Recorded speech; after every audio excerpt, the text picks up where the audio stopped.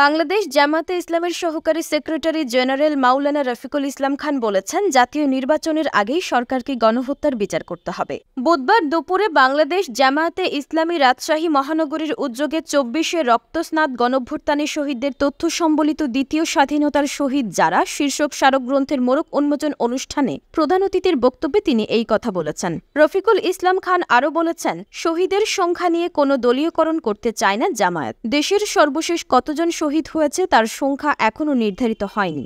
অনেক শহীদের লাশ গুম করা হয়েছে বলেও অভিযোগ করেছেন তিনি। শহীদরা জীবন দিয়েছেন ক্ষমতায় যাওয়ার জন্য নয়, এখন সবচেয়ে বেশি প্রয়োজন আহতদের সুচিকিৎসা নিশ্চিত করা। উপদেষ্টারা এখন ভালো আছেন, কিন্তু শহীদ পরিবারের প্রতি খোঁজ রাখছেন না। ফ্যাসিবাদ দোসরদের অস্তিত্ব এখনও রয়ে গেছে। প্রয়োজনীয় সংস্কার শেষে অবাধ সুষ্ঠু নির্বাচন অনুষ্ঠানের ওপর জোর দিয়েছেন জামায়াতের এই কেন্দ্রীয় নেতা। অনুষ্ঠানে বাংলাদেশ জামায়াতে ইসলামী রাজশাহী মহানগরীর আমির ড. মোহাম্মদ কেরামত আলীর সভাপতিত্বে একই সময়ে ঢাকা জাতীয় প্রেস ক্লাবে আয়োজিত মোড়ক উন্মোচন অনুষ্ঠান থেকে সরাসরি লাইভে যুক্ত হয়েছিলেন জামায়াতে ইসলামের আমির ড.